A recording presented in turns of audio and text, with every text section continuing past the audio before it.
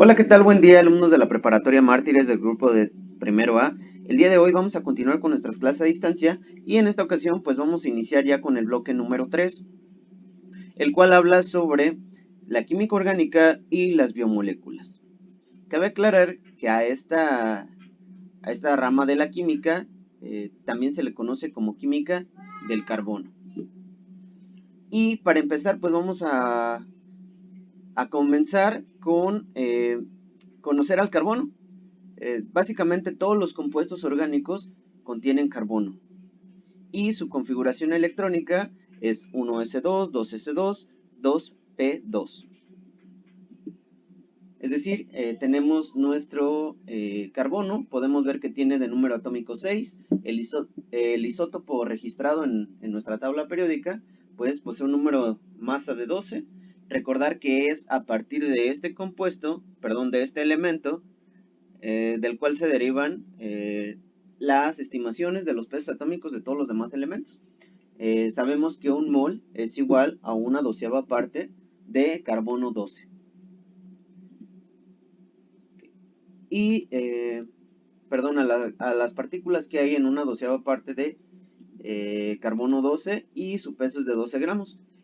Sus electrones de valencia serían, esta es su configuración electrónica, serían 2s, son ambos que están en 2s, 2px y 2py.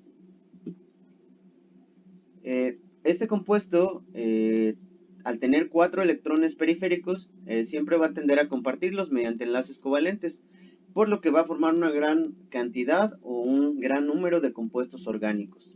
Los principales fundamentos de la química orgánica fueron establecidos en 1874 por Kekulé, Van Hoff y Liebel.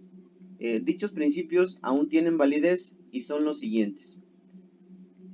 El primero, se considera al átomo del carbono como un tetraedro en el cual el núcleo de carbono está en el centro y tiene sus valencias dirigidas hacia los vértices. En realidad aquí está combinado con el hidrógeno, pero se toma en cuenta que estos enlaces pues tienen que ocupar algún espacio. De este modo, al ser electrones, pues se busca que estén distribuidos de manera tridimensional hacia cada uno de los vértices, ocupan hacia la misma distancia, es decir, hay lo mismo de aquí a aquí, de aquí a aquí, de aquí a aquí, y entre estos. Entonces, por lo tanto, se considera el carbono como una figura tetraédrica. La otra es que tienen la capacidad de unirse indefinidamente entre sí, con enlaces sencillos, ya sean enlaces sencillos, dobles o triples.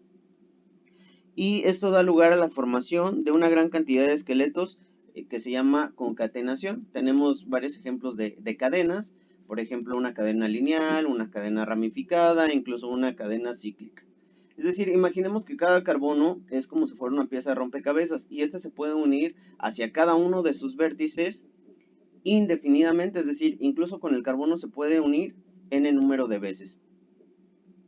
Y la tercera, que no solamente forma enlaces con el carbono, sino que también se combina con otros elementos, como por ejemplo el hidrógeno, en este caso el carbono y el potasio, dando lugar a todavía más combinaciones.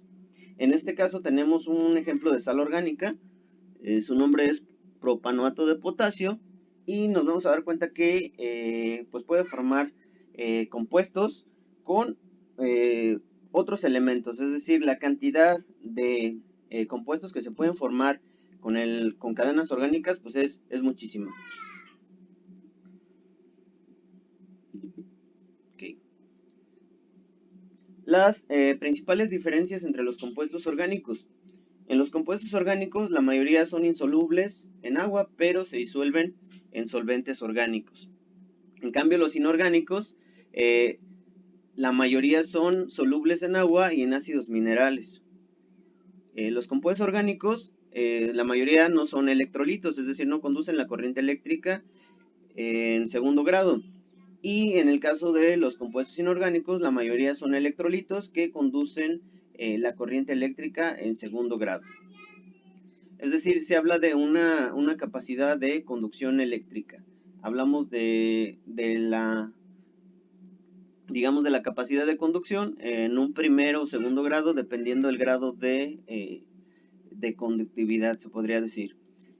Los puntos de fusión son bajos e inferiores a 300 grados centígrados en el caso de los orgánicos, y en el caso de los inorgánicos los puntos de fusión pues son muy altos y son superiores a los 700 grados centígrados. Es decir, aquellos compuestos orgánicos pues tienen al aplicarles calor pues vamos a convertirlos en líquidos a los 300 grados aproximadamente, mientras que los inorgánicos pues van a tener un punto de fusión muy alto. En cuanto a los compuestos orgánicos, la velocidad de reacción va desde muy lenta hasta explosiva.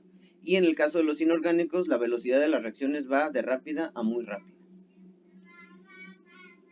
Los compuestos inorgánicos generalmente no necesitan de catalizadores, y las reacciones orgánicas generalmente necesitan con frecuencia catalizadores. En este caso, nosotros al ser somos materia viva, y prácticamente toda la materia viva pues está compuesta o está formada de compuestos orgánicos. Bueno, pues esta sería la introducción.